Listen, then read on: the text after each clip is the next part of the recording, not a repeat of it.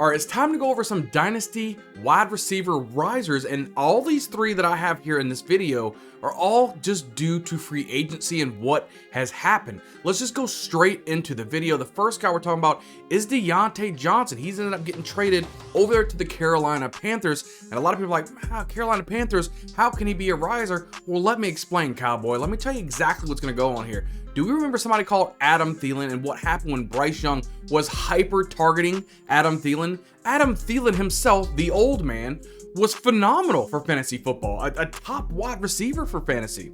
Deontay Johnson's a younger, better route runner than Adam Thielen, and yeah, he had a little bit of an injury-prone season last season, and George Pickens was starting to take over for the Steelers, but now he gets over to the Carolina Panthers, and there's nobody really going to be there taking targets away from Deontay Johnson. We're talking about hyper-target season. Just last season with the Steelers, we saw Deontay Johnson come up with 51 receptions for 717 yards and 5 touchdowns, and was even to come up with 5 touchdowns when he wasn't being hyper-targeted by a quarterback. Now, put him over here to the Carolina Panthers, he should be the focal point for Bryce Young every single week. And if he gets hyper-targeted even remotely close than what Adam Thielen was being hyper-targeted, you can see Deontay Johnson easily clear that 1,000 yards receiving. I would say maybe even 8 touchdowns. You're looking at a nice fantasy season for Deontay Johnson. I think he is a riser being moved over to a porous Carolina Panthers team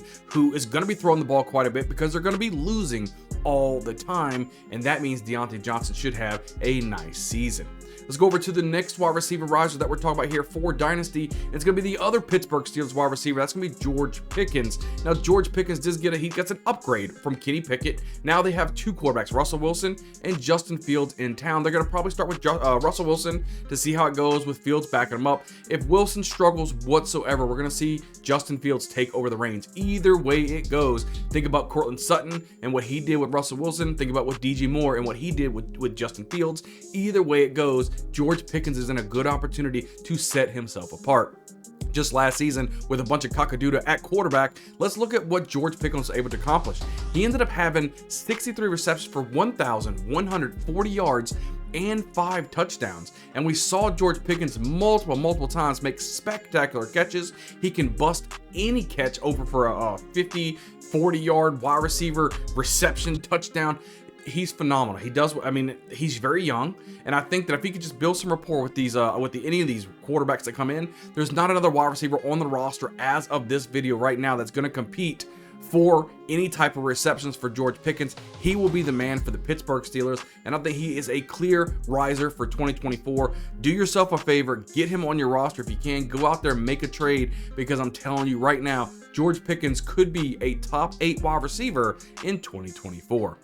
Let's go over the last wide receiver riser we're talking about here, and come on, everybody knows who it is at this point. Drake London, the wide receiver for the Falcons. He has yet to hit 1,000 yards receiving, but I think with the acquisition of Kirk Cousins into this offense, I think he's going to be absolutely phenomenal. Yes, they did add 2 more wide receivers, but who do they add? Darnell Mooney and Rondo Moore. Which one of those guys are really going to compete for that number 1 wide receiver role? None of them. Drake London has this completely secure. Kirk Cousins going from throwing to Justin Jefferson and putting up numbers like that to Drake London. So it's going to translate. No, Drake London is not Justin Jefferson. He's not a good route runner as Justin Jefferson, but he's going to get hyper targeted with quality targets. And Drake London, he's a good pass catcher. He's going to be able to come down with the football quite often. Just look at what he did last season with a bunch of crap at quarterback. We saw Drake London put up 69 receptions for 905 yards, and he ended up with 2 touchdowns as well. If you think about bringing it over here for Kirk Cousins, he had a huge, massive deal to come over here to be the quarterback,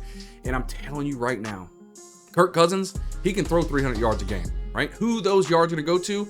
It's going to be Drake London. Look for Drake London to have 1,200 plus receptions. I'm saying easy 10 touchdowns.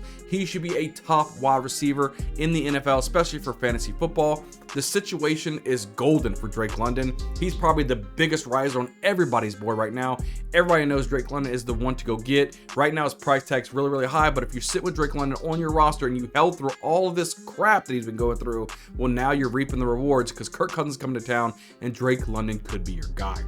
Guys, that's just a quick video of all the wide receiver dynasty risers that I can see right now. These are 3 guys you might want to go out and see if you can go get. They should help you dominate your league. Guys, hit the subscribe button. We're getting really close to 800 subscribers. Hit the like button and leave a comment down below. What do you guys think about these risers?